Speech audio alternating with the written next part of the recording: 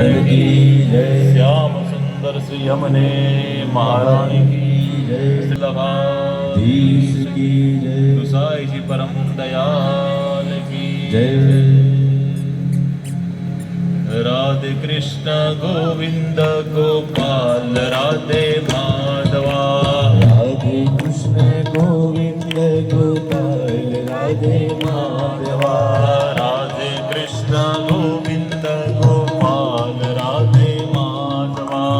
राधे कृष्ण गोविंद गोपाल राधे माधवा। गोविंद राधे माधवा गोपाल राधे माधवा। गोविंद राधे माधवा गोपाल राधे माधवा।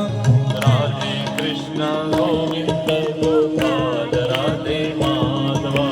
राधे कृष्ण गोविंद गोपाल राधे माधवा। राधे राधे हरे राधे राधे। बड़े भाव से दोनों हाथ से ताली बजाते हुए राधे कृष्ण गोविंद गोपाल राधे माधवा। हरे राधे कृष्ण गोविंद गोपाल राधे माधवा। राधे कृष्ण गोविंद गोपाल राधे माधवा। राधे कृष्ण गोविंद गोपाल राधे माधवा। गोविंद राधे माधवा गोपाल राधे माधवा। गोविंद राधे माधवा गोपाल राधे माधवा।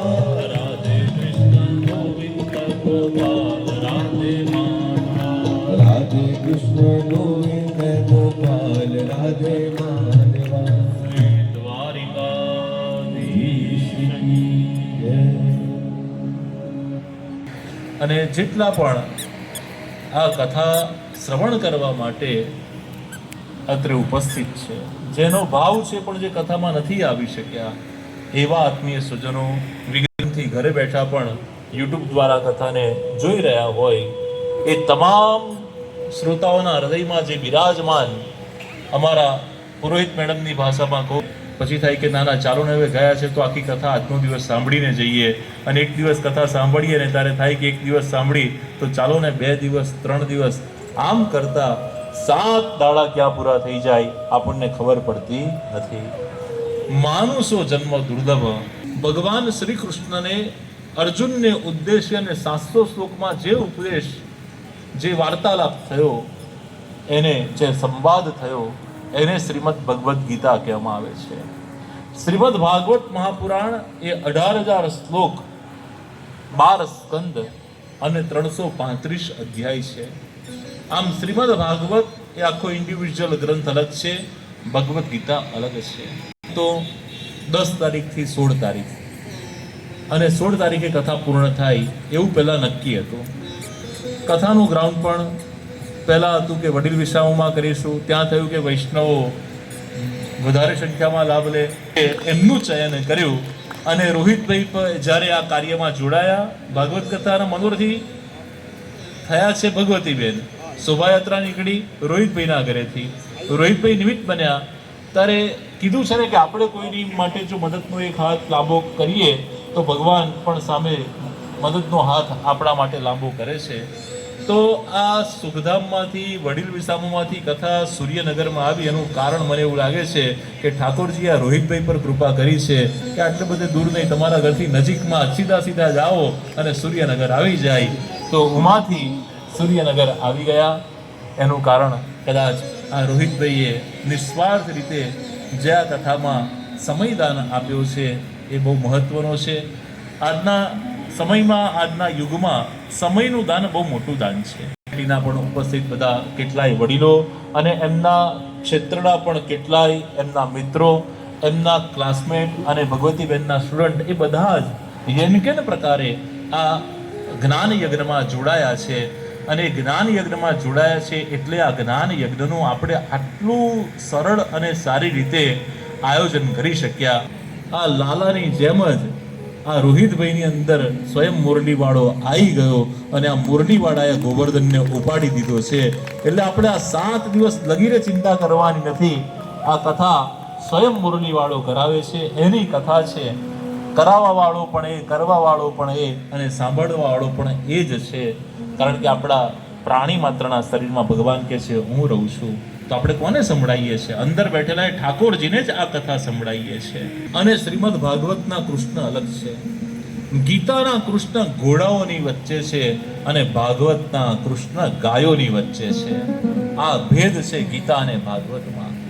ગીતાના કૃષ્ણની કૌરવો ઉપર કાળ દ્રષ્ટિ છે અને ભાગવતના કૃષ્ણની ભક્તો ઉપર, શ્રોતા ઉપર કૃપા એવી દ્રષ્ટિ છે.